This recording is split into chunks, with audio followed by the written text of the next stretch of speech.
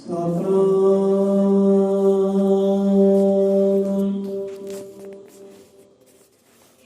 वाल्मीकि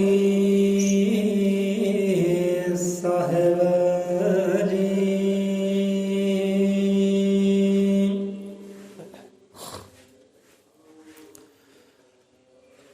हजरत त्रिकालदर्शी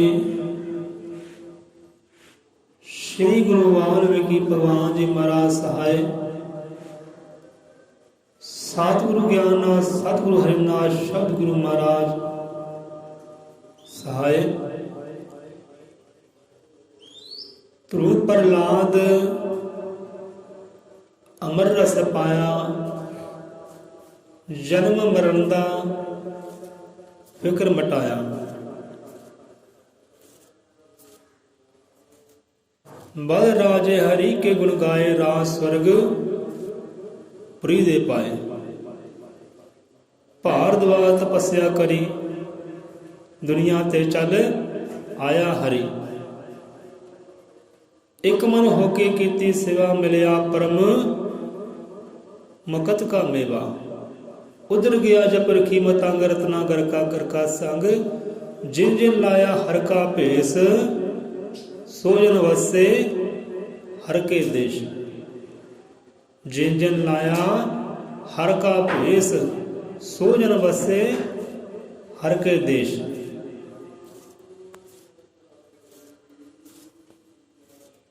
संगत जीओ, सुखराम च साजी विराजी संगत ਨੂੰ ਪ੍ਰਣਾਮ ਹੈ। ਸਤਿਗੁਰਾਂ ਦੀ ਰਹਿਮਤ ਕਿਰਪਾ ਸਦਕਾ ਹਾਜ਼ਰ ਹੋਏ ਇਸ ਘਰ ਦੇ ਸ਼ਰਧਾਵਾਨ ਪ੍ਰੇਮੀਆਂ ਨੂੰ ਕੋਟਿ ਕੋਟਿ ਪ੍ਰਣਾਮ ਹੈ। ਸੁਬਾਣੀ ਅੰਦਰ ਉਹਨਾਂ ਮਹਾਂਪੁਰਖਾਂ ਦਾ, ਪਵਿੱਤਰ ਰੂਹਾਂ ਦਾ ਜ਼ਿਕਰ ਆਇਆ ਹੈ, ਸਿਫਤ ਸਲਾਹ ਵਡਿਆਈ ਆਈ ਹੈ। ध्रुव प्रहलाद अमर रस पाया, जन्म मरण का फिक्र मटाया। बल राजे हरि के गुण गाए, राज स्वर्गपुरी दे पाए। गुरुआं ने अपनी बाणी अंदर अपने मुख होते रब दे प्यारिਆਂ ਦੀ ਸਿਫਤ ਸਲਾਹ ਕੀਤੀ ਹੈ, ਵਡਿਆਈ ਕੀਤੀ ਹੈ। ਜਿਹੜਾ ਭਗਤੀ ਦੇ ਨਾਲ ਆਪਣੇ ਆਪ ਨੂੰ ਰੋਸ਼ਨ ਕਰ ਲਿਆ ਹੈ, ਭਗਤੀ ਦੇ ਨਾਲ ਆਪਣੇ ਆਪ ਨੂੰ ਇੱਕ ਰੋਸ਼ਨ ਤਾਰਾ ਬਣਾ ਲਿਆ ਹੈ। ਚੰਦ ਸੂਰਜ ਵਾਂਗ ਜਿਹੜੇ ਚਮਕ ਉੱਠੇ ਹਨ, ਜੋ ਜੁੜੇ ਨੇ ਉਹ ਪਰਮਾਤਮਾ ਨਾਮ ਦੇ ਨਾਲ, ਧਿਆਨ ਦੇ ਨਾਲ ਅਤੇ ਹੋਰ ਨਾਲ ਜੁੜਨ ਦਾ ਇੱਕ ਮਿਸਾਲ ਦੇ ਗਏ, ਰਸਤਾ ਦਿਖਾ ਗਏ।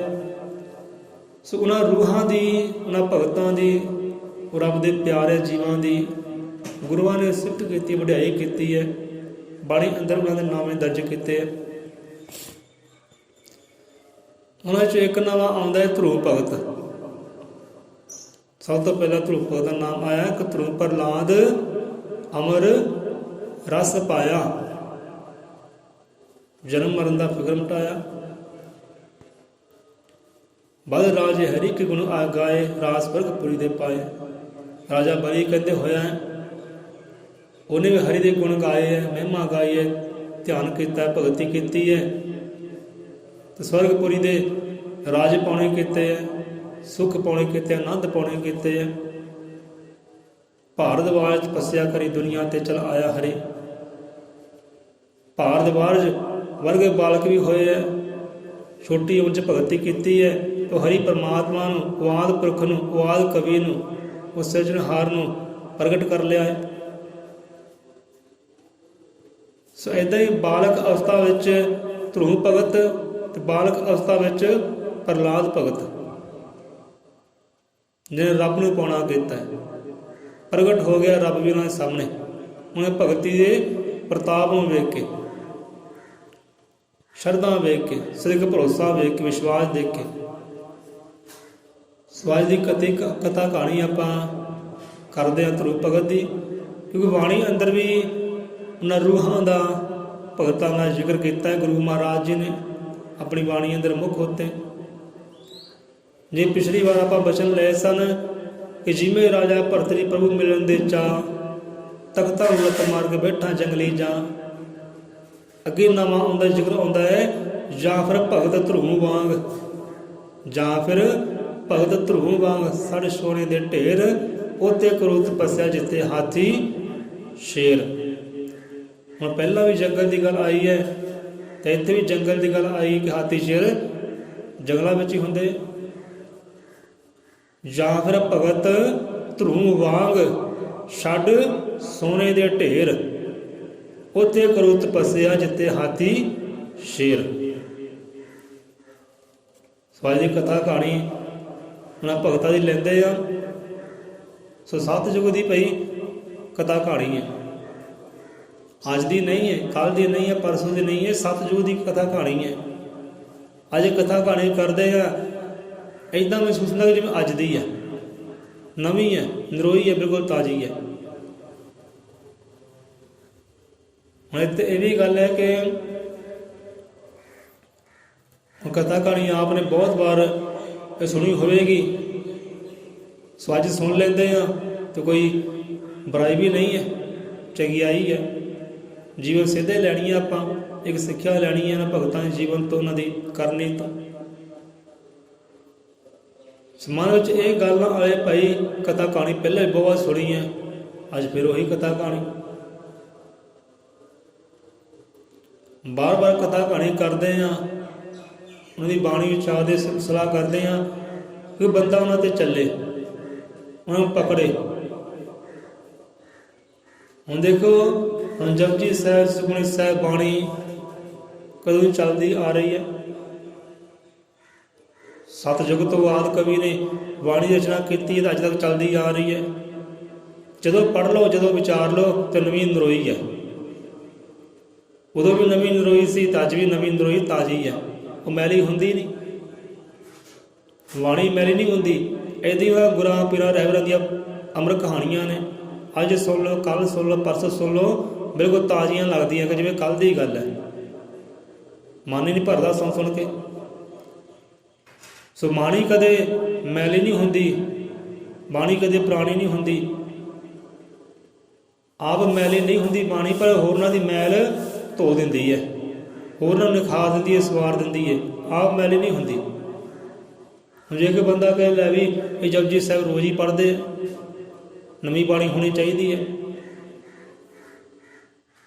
ਤਾਂ ਬਾਣੀ ਪੜ੍ਹਨੀ ਬੜੀ ਸੌਖੀ ਹੈ, ਗਾਉਣੀ ਬੜੀ ਸੌਖੀ ਹੈ।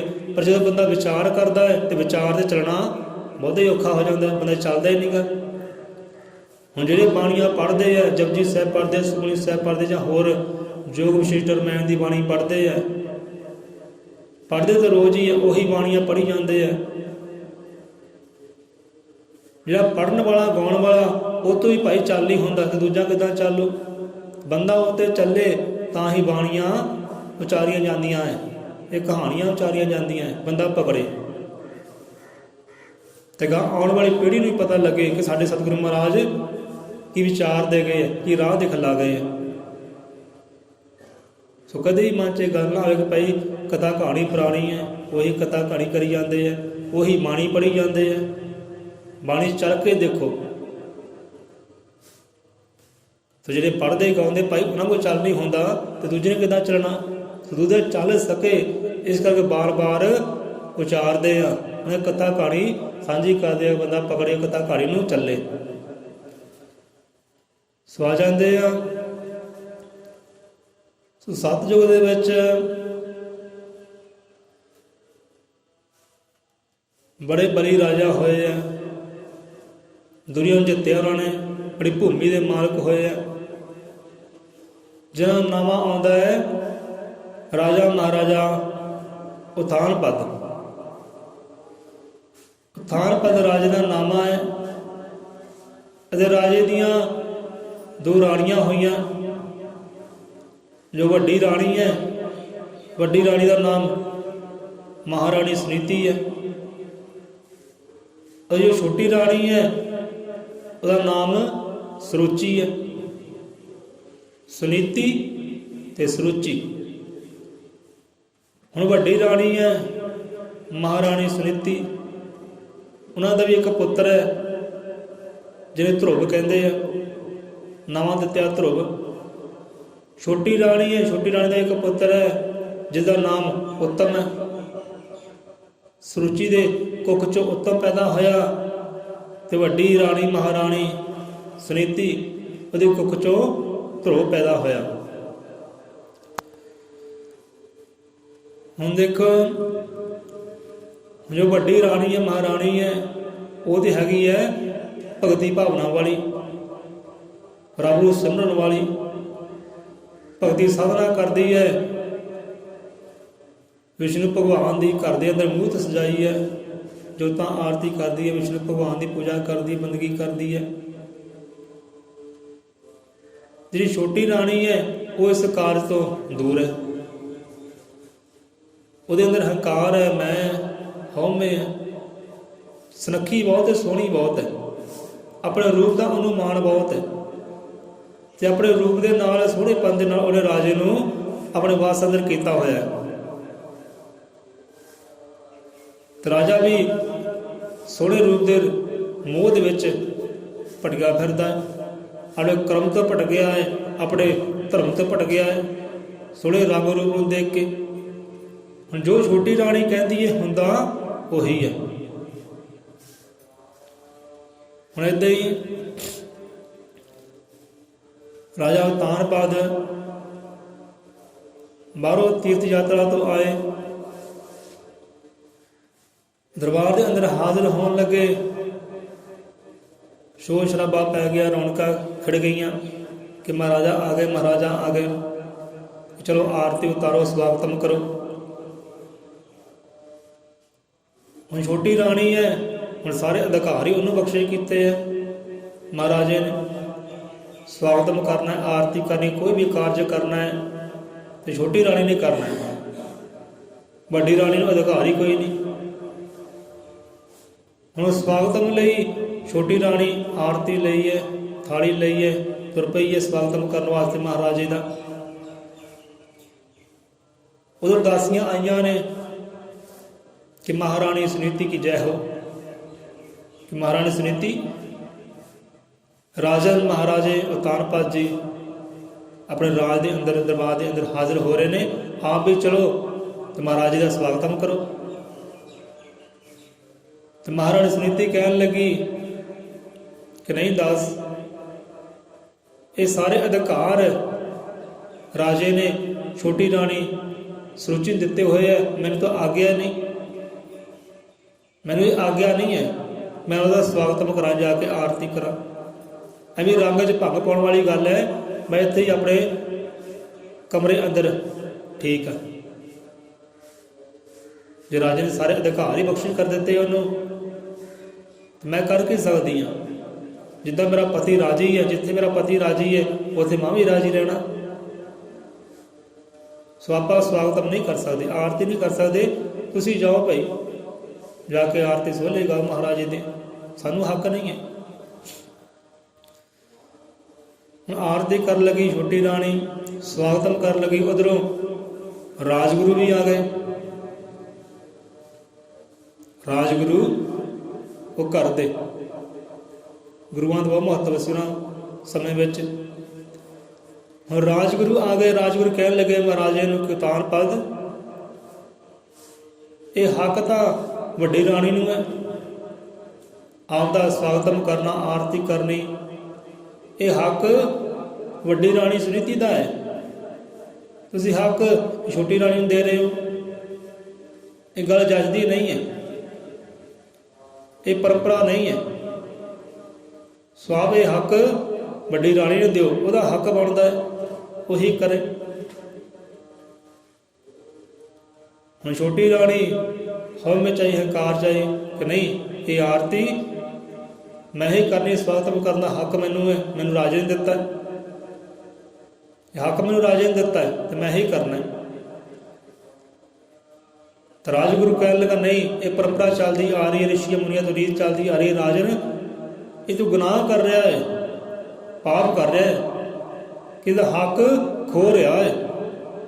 ਹੱਕ ਨਾ ਖੋ ਕਿਸੇ ਦਾ, ਇਹ ਰੀਤ ਨਾ ਤੋੜ।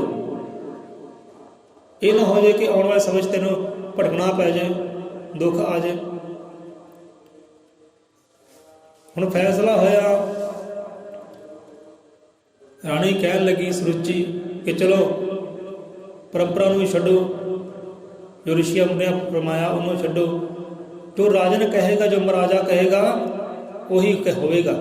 ਜੇ ਮਹਾਰਾਜਾ ਕਵੇ ਕਿ ਹਾਂ ਵੀ ਵੱਡੀ ਰਾਣੀ ਸਵਾਗਤਮ ਕਰੇਗੀ ਤਾਂ ਵੱਡੀ ਰਾਣੀ ਕਰੇਗੀ, ਜੇ ਰਾਜਾ ਕਹੇ ਤੇ ਛੋਟੀ ਰਾਣੀ ਸਵਾਗਤਮ ਕਰੇਗੀ, ਆਰਤੀ ਕਰੇਗੀ ਤਾਂ ਮੈਂ ਹੀ ਕਰਾਂਗੀ। ਇਹ ਰਾਜੇ ਤੇ ਹੁਣ ਨਿਰਭਰ ਕਰਦਾ ਰਾਜਾ ਕਿਹਨੂੰ ਹੱਕ ਦਿੰਦਾ ਹੈ। ਚਲੋ ਮਹਾਰਾਜਾ ਤੁਸੀਂ ਫੈਸਲਾ ਸੁਣਾਓ ਆਪਣਾ। ਹੁਣ ਰਾਜਾ ਦੇਖੋ ਪਹਿਲਾਂ ਹੀ ਮੋਹ ਦੇ ਚੱਕਰ 'ਚ ਫਸਿਆ ਹੋਇਆ ਸੀ, ਸੋਹਣੇ ਰੂਪ ਰੰਗ ਦੇ ਚੱਕਰ 'ਚ ਫਸਿਆ ਹੋਇਆ ਸੀ। ਹੁਣ ਰਾਜਾ ਨੇ ਫੈਸਲਾ ਕੀਤਾ ਕਿ ਹਾਂ ਵੀ ਛੋਟੀ ਰਾਣੀ ਹੀ ਸਵਾਗਤਮ ਕਰੇਗੀ, ਆਰਤੀ ਕਰੇਗੀ। ਇਹ ਸਾਡਾ ਅੰਤਮ ਫੈਸਲਾ ਹੈ। ਹੁਣ ਰਾਜਗੁਰੂ ਵੀ ਸ਼ਰਮਿੰਦੇ ਹੋ ਕੇ ਚਲੇ ਗਏ ਉੱਥੋਂ। ਰਾਜਗੁਰੂ ਸ਼ਰਮਿੰਦਾ ਹੋਇਆ ਤਾਂ ਰਾਣੀ ਬੜੀ ਖੁਸ਼ ਹੋਈ, ਛੋਟੀ ਰਾਣੀ ਬੜੀ ਆਨੰਦ ਹੋਈ, ਖੁਸ਼ ਹੋਈ। ਇੱਦਾਂ ਹੀ ਹੋਣਾ ਚਾਹੀਦਾ ਇਹਦੇ ਨਾਲ, ਮੇਰਾ ਹੱਕ ਖੋਹਦਾ। ਰਾਜਗੁਰੂ ਨੇ ਕਹਿਣਾ ਕੀਤਾ ਕਿ ਵਿਪਤਾ ਆ ਸਕਦੀ, ਸੰਕਟ ਆ ਸਕਦਾ ਹੈ। ਰਾਜੂ ਤੇ ਕਰਮ ਨਾ ਕਰ, ਜਿਹਦਾ ਹੱਕ ਬਣਦਾ ਹੈ ਇਹ ਹੱਕ ਉਹਨੂੰ ਹੀ ਦੇ। ਚਲੋ ਹੁਣ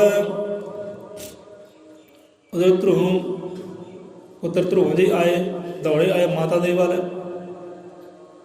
ਕਿ ਮਾਤਾ ਸੁਨੀਤੀ ਪਿਤਾ ਜੀ ਆਏ ਹੈ, ਆਪ ਸਵਾਗਤਮ ਨੇ ਲੈ ਜਾਣਾ। ਪਹਿਲਾਂ ਤਾਂ ਹਰ ਵਾਰ ਆਪ ਹੀ ਸਵਾਗਤਮ ਕਰਦੇ ਹੋ, ਆਪ ਹੀ ਆਰਤੀ ਕਰਦੇ ਹੋ, ਅੱਜ ਨਹੀਂ ਤੁਸੀਂ ਜਾਣਾ, ਚਲੋ ਚੱਲਦੇ ਆਪਾਂ। ਰਾਣੀ ਸੁਨੀਤੀ ਨੇ ਪੁੱਤਰ ਨੂੰ ਸਮਝਾਉਣਾ ਕੀਤਾ, ਨਹੀਂ ਪੁੱਤਰ ਇਹ ਸਾਨੂੰ ਹੱਕ ਹੀ ਹੈ ਨਹੀਂ ਹੁਣ ਕਿ ਸਭ ਉਹਨਾਂ ਦੀ ਖੁਸ਼ੀਆਂ ਵਿੱਚ ਸਾਂਝੇ ਹੋ ਸਕੀਏ, ਸਵਾਗਤਮ ਕਰ ਸਕੇ ਰਾਜੇ ਦਾ। ਇਹ ਸਾਰੇ ਹੱਕ ਛੋਟੀ ਰਾਣੀ ਨੂੰ ਦੇ ਦਿੱਤੇ ਹੈ, ਹੁਣ ਸਾਡਾ ਹੱਕ ਨਹੀਂ ਹੈ, ਆਪਾਂ ਨਹੀਂ ਜਾਣਾ।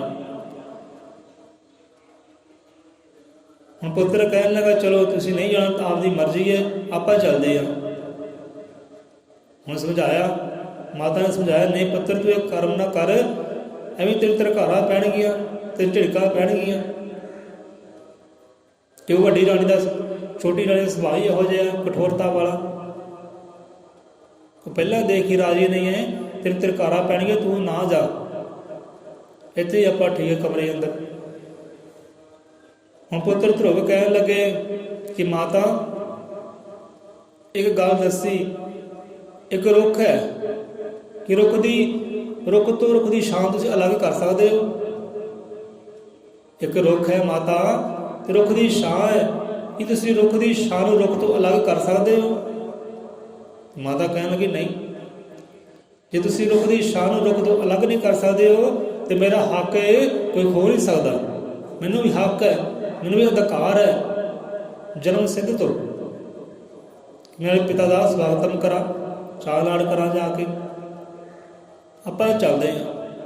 ਜੇ ਤੁਸੀਂ ਰੁੱਖ ਦੀ ਛਾਂ ਨੂੰ ਅਲੱਗ ਨਹੀਂ ਕਰ ਸਕਦੇ, ਮੇਰੇ ਤੋਂ ਵੀ ਇਹ ਹੱਕ ਕੋਈ ਹੋ ਨਹੀਂ ਸਕਦਾ। ਸੋ ਦੌੜਿਆ ਗਿਆ ਪਿਤਾ ਦੇ ਵੱਲ, ਪਿਤਾ ਵੱਲ ਦੌੜਿਆ ਗਿਆ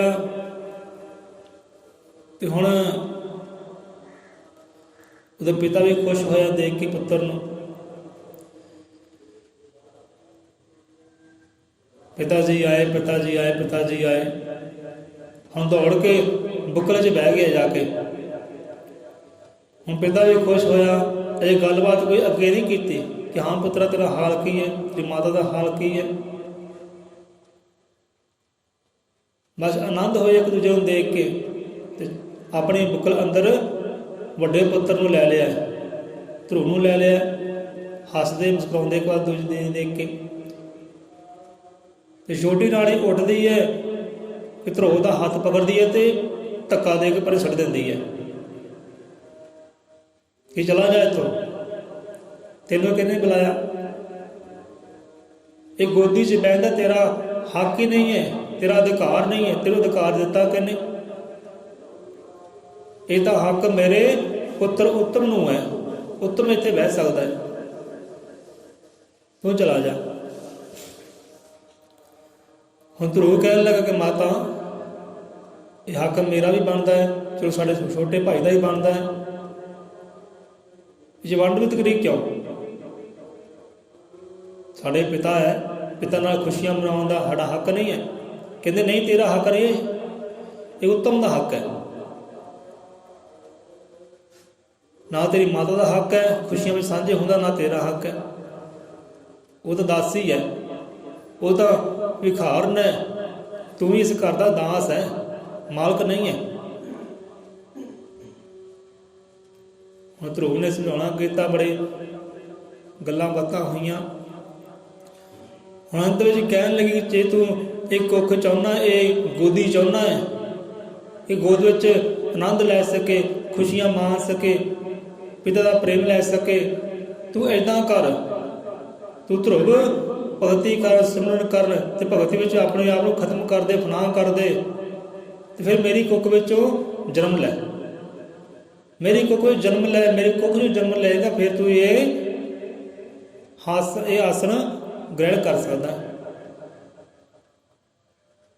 जे चाहता है ना कि पिता का तेन प्रेम मिले, तू इदा कर, रब की भगती कर, भगवान की भगती कर, मर जा मुक जा, तो फिर मेरी कुख में जन्म लै, छोटी रानी की कुख में जन्म लै, फिर तेन अधिकार मिल सकता है। जे इदा कर सकते कर जाके अधिकार अपना ले ला, अपना राज ले ला,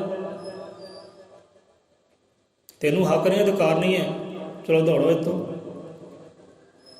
हम तेरे घर आ रहा है, बड़ा निराश हो के, परेशान हो के, दुखी हो के माता वाल जा रहा है, माता सुनीति वाल। हुण देखो पिता कोई गल भी नहीं कर सकिया कि हाँ भी रानी तू ये कारज की कर रही है, तेनू किहने हक दिता है बच्चे को झिड़कन का, तेनू हक किहने दिता, तेनू अधिकार किहने दिता, छोटी है, छोटी बन के रह। राजा जी चुपचाप बिल्कुल शांत। ध्रुव कहने लगा, पिता जी तुसीं चुप क्यों है, बोलते क्यों नहीं? राजा चुप। बोले किदां, वो हुसन दा सुंदरता का पहले गुलाम होए, तो गुलाम कित्थे बोलते, गुलाम नहीं बोलते, हुसन का गुलाम है, सुंदरता का गुलाम है। तो पुत्र ध्रुव रोंदा रोंदा गया माता सुनीति दे वल कि माता कर्म होया, पिता ने मैनू प्रेम नहीं दिता, माता सुरुचि में धक्के दिते है कि तेरा अधिकार नहीं, तेरा हक नहीं है, दौड़ जाए तू। माता सुनीति कह लगे, पुत्रा मैं तो तेन पहले ही समझाया सी कि साडा हक ही नहीं है, तेन पहला समझाया सी, तू क्यों गया? कह लगा पुत्र कि माता गल दस, तू इस घर की भिखारन है, दासी है या महाराणी है? कहती है तो मैं महाराणी हाँ, पर मेरा हकदार भिखारियों वाला ही, दासां वाला ही है। जो मैं कमाया वो मैंने मिल जाना है, जो किसी ने कमाया उन्होंने मिल जाना है। ये तो कर्मां का लेखा जोखा है। सो आपां नूं हक नहीं है तो आपां जाना क्यों? हुण ध्रुव कह लगा, माता उन्हें हक किद्दां मिले? मैं चाहता एक मैं इत्थे राज करा, पिता का प्रेम मिले, ये मैंने अधिकार मिले, क्योंकि मेरा अधिकार बनता है। जे सूरज है माता, सूरज की रोशनी धरती तो आने तो कौन रोक सकता है? कोई रोक सकता है? कहते सूरज है माता, सूरज की रोशनी धरती तो आने तो कोई रोक सकता है? कहते नहीं रोक सकता। फिर मैनू किदां कोई रोके? मैनू पिता की गोद च बहन वास्ते मैनू रोकने वाला कौन है? मैनू कोई रोक नहीं सकता, तो किद्दां मैनू रोकिया? मेरा अधिकार बनता है। जे सूरज की किरण कोई रोक नहीं सकता, मैनू भी कोई रोक नहीं सकता। मैं तो अधिकार लैके रहना, ये राज, ये खुशियां मैं तो लैके रहनी है। तू दस मैं किद्दां करा कि मैनू अधिकार मिले, तेनू भी मान मिले, सम्मान मिले, तेनू भी अपना रुतबा मिले, तेनू भी अधिकार मिले, हक मिले, मैनू दस मैं की करा? माता ने सहज सुभा कह दिता, पुत्रा इदां कर,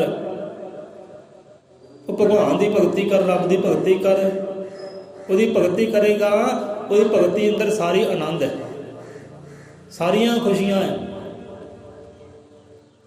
जिवें हुणे हुणे बाणी उचारी गई, कोई सतगुरु ज्ञान महाराज आप उचारते हैं कि साध संगत जी आदि प्रभु की भगती कर लो,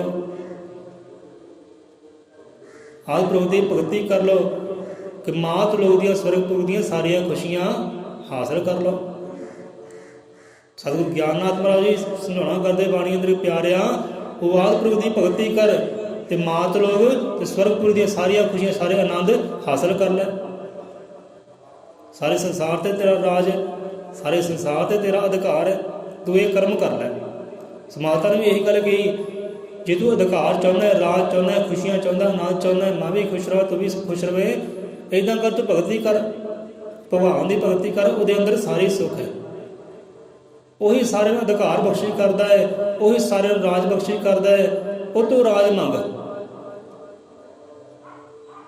ਜੇ ਪਿਤਾ ਦੀ ਗੋਦ ਮੰਗਦਾ ਨਾ, ਰਾਣੀ ਤੋਂ ਨਾ ਮੰਗ, ਰਾਣੀ ਤੈਨੂੰ ਗੋਦ ਨਹੀਂ ਦੇਣੀ, ਤੈਨੂੰ ਖੁਸ਼ੀਆਂ ਨਹੀਂ ਦੇਣੀਆਂ, ਉਹ ਭਗਵਾਨ ਤੋਂ ਮੰਗ, ਉਹ ਰਾਜੇ ਮਹਾਰਾਜੇ ਤੋਂ ਮੰਗ, ਕਿਉਂਕਿ ਉਹ ਰਾਜਿਆਂ ਦਾ ਰਾਜਾ ਹੈ, ਮਹਾਰਾਜਿਆਂ ਦਾ ਉਹ ਮਹਾਰਾਜਾ ਹੈ। ਉਹ ਤੋਂ ਮੰਗ ਜੇ ਮੰਗਣਾ ਹੈ, ਜੇ ਰਾਜ ਮੰਗਣਾ ਹੈ ਉਹ ਤੋਂ ਮੰਗ, ਪਿਤਾ ਦੀ ਗੋਦੀ ਮੰਗਣੀ ਹੈ ਉਹ ਤੋਂ ਮੰਗ, ਆਨੰਦ ਮੰਗਣਾ ਹੈ ਤੇ ਉਹ ਤੋਂ ਮੰਗ, ਉਹ ਤੈਨੂੰ ਦੇਏਗਾ। ਤੂੰ ਭਗਤੀ ਕਰ, ਸਿਮਰਨ ਕਰ, ਇੱਦਾਂ ਤੈਨੂੰ ਅਧਿਕਾਰ ਮਿਲ ਸਕਦਾ ਹੈ।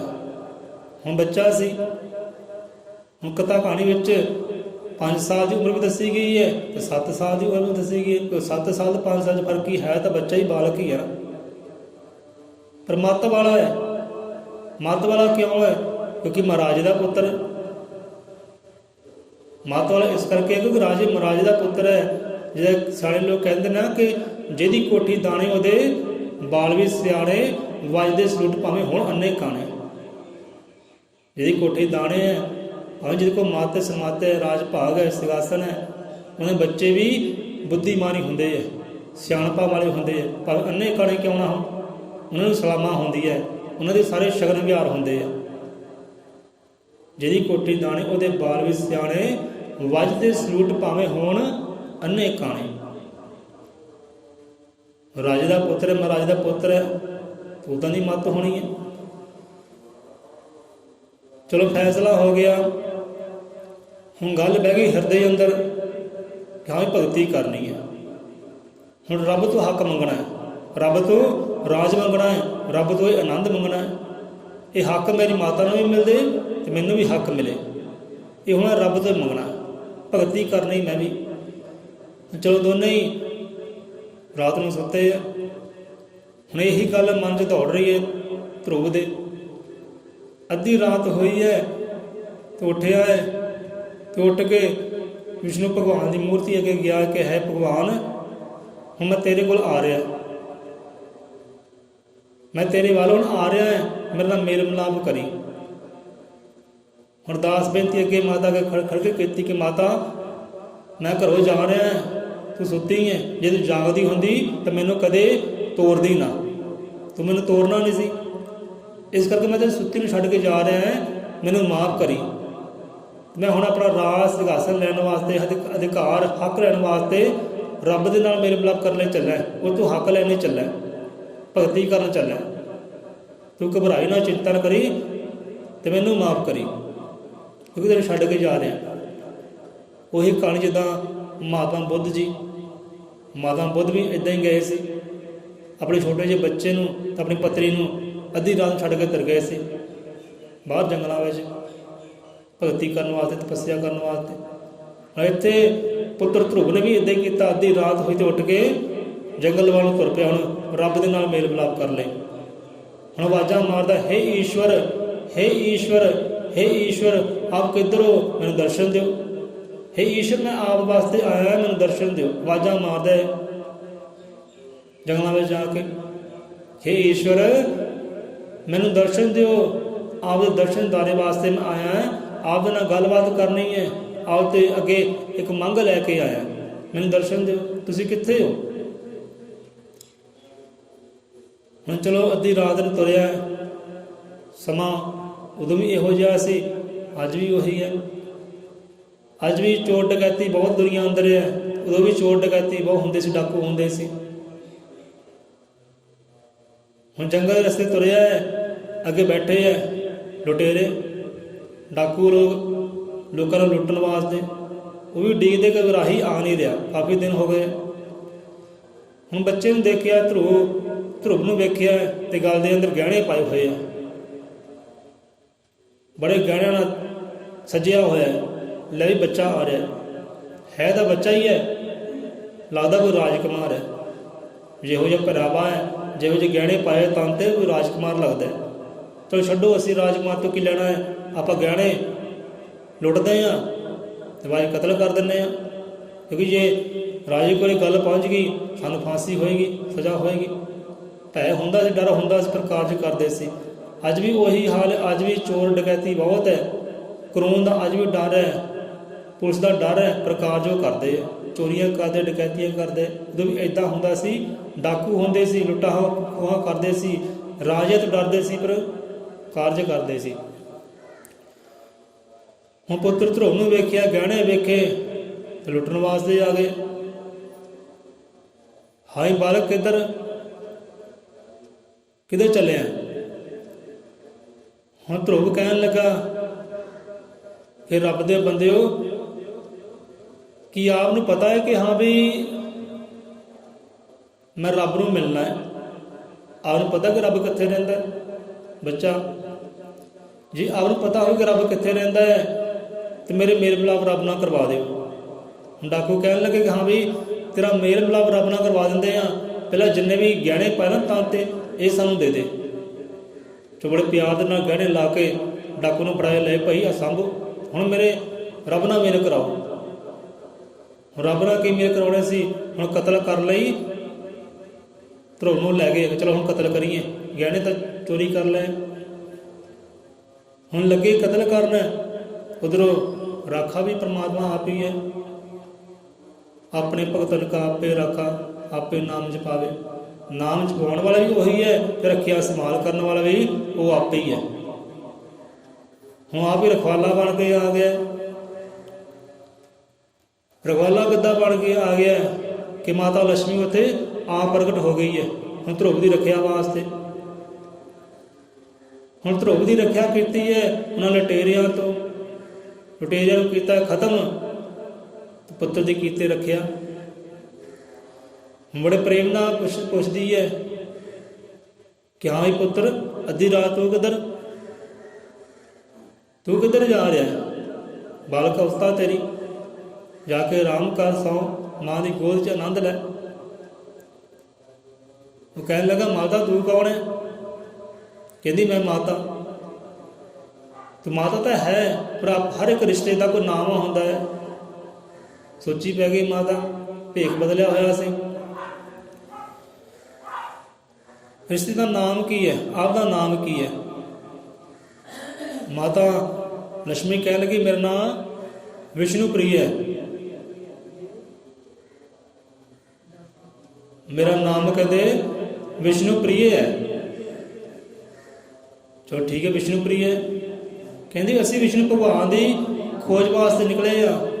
ਜੇ ਤੂੰ ਵਿਸ਼ਨੂੰ ਪ੍ਰਿਯ ਹੈ ਤੇ ਮੇਰਾ ਵਿਸ਼ਨੂੰ ਦੇ ਨਾਲ ਮੇਲ ਮਿਲਾਪ ਕਰਾ ਦੋ। ਤੇ ਮਾਤਾ ਕਹਿਣ ਲੱਗੇ ਨਹੀਂ, ਵਿਸ਼ਨੂੰ ਪ੍ਰਿਯ ਮੇਰਾ ਨਾਮ ਹੈ, ਮੈਂ ਵਿਸ਼ਨੂੰ ਦੀ ਪ੍ਰਿਯ ਨਹੀਂ ਹੈ। ਵਿਸ਼ਨੂੰ ਪ੍ਰਿਯ ਮੇਰਾ ਨਾਮ ਹੈ, ਪਰ ਮੈਂ ਵਿਸ਼ਨੂੰ ਪ੍ਰਿਯ ਨਹੀਂ ਹੈ।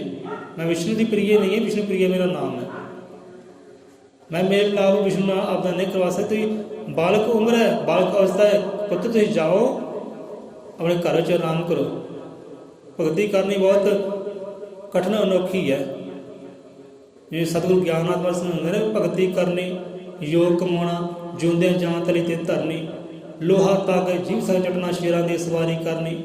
ਕਹਿੰਦੇ ਇੰਨੀ ਔਖੀ ਭਗਤੀ ਕਰਨੀ ਹੈ ਕਿ ਬੱਚਾ ਤੂੰ ਬੱਚਾ ਹੈ, ਬਾਲਕ ਹੈ, ਭਗਤੀ ਵੱਲ ਮੁਖ ਨਾ ਕਰ, ਜਾ ਘਰ ਜਾ ਆਪਣੇ। ਮਾਤਾ ਨੇ ਕਹਿ ਲਗਾ ਨਹੀਂ ਮਾਤਾ, ਮੈਂ ਤਾਂ ਭਗਤੀ ਕਰਨੀ, ਰੱਬ ਨਾਲ ਗੱਲਬਾਤ ਕਰਨੀ, ਰੱਬ ਦੇ ਦਰਸ਼ਨ ਦਾਰੇ ਕਰਨੇ। ਮੇਰੀ ਮੰਗ ਹੈ ਇੱਕ, ਮੈਂ ਅਧਿਕਾਰ ਚਾਹੁੰਦਾ, ਹੱਕ ਚਾਹੁੰਦਾ, ਰਾਜ ਚਾਹੁੰਦਾ, ਆਨੰਦ ਚਾਹੁੰਦਾ। ਮੈਂ ਤਾਂ ਭਗਤੀ ਕਰਨੀ ਹੈ। ਦ੍ਰਿੜ ਵਿਸ਼ਵਾਸ ਬਣਾ ਲਿਆ, ਆਪਣੇ ਆਪ ਨੂੰ ਪੱਕਾ ਕਰ ਲਿਆ ਕਿ ਭਗਤੀ ਕਰਨੀ ਬਸ, ਹੁਣ ਰੱਬ ਨੂੰ ਹੀ ਪਾਉਣਾ ਹੈ। ਚਲੋ ਮਾਤਾ ਕਹਿਣਗੇ ਚਲੋ ਠੀਕ ਹੈ, ਜੇ ਆਪਦੀ ਇਹੀ ਇੱਛਾ ਹੈ ਭਗਤੀ ਕਰਨੀ, ਚਲੋ ਫਿਰ ਕਰੋ ਭਗਤੀ, ਭਗਤੀ ਕਰ ਲਓ। ਹੁਣ ਲੱਗੇ ਭਗਤੀ ਕਰਨ, ਬਹਿ ਗਿਆ ਚੌਂੜਾ ਲਗਾ ਕੇ। ਹੁਣ ਬੋਲੇ ਕੀ, ਵਿਚਾਰੇ ਕੀ, ਕੋਈ ਸਮਝ ਨਹੀਂ ਆ ਰਹੀ। ਕੋਈ ਮੰਤਰ ਉਚਾਰਨਾ ਹੋਏ, ਮੰਤਰ ਕਿਹੜਾ ਉਚਾਰੇ, ਜਾਪ ਕੀ ਕਰੇ, ਸਿਮਰਨ ਕੀ ਕਰੇ, ਕਿਹੜੀ ਅਰਦਾਸ ਬੇਨਤੀ ਕਰੇ, ਸਮਝ ਨਹੀਂ ਆ ਰਹੀ। ਹੁਣ ਇੰਨੇ ਚਿਰ ਨੂੰ ਹੋਇਆ ਕਿ ਉੱਥੇ ਨਾਰਦ ਜੀ ਆ ਗਏ ਆ। नारद जी आ गए। नारद जी ने समझाना कहता कि बालक घर जा, जी मंजिल वाल तू तुरया ना, इतने बड़े बड़े ऋषि मुनि हार गए है, थक गए है, अक गए है, उन्होंने मंजिल नहीं मिली, रब ही उन्होंने मिलया, तू तो फिर बालक है। बड़े बड़े ऋषि मुनि हार गए मंजिल में पाने वास्ते, रब नूं पाने वास्ते, तू तो बालक है, जा अपने घर जा, भगती तेरे वस की गल नहीं है। राजमहल के आनंद लै जाके सारी कहानी दसी, कहना किया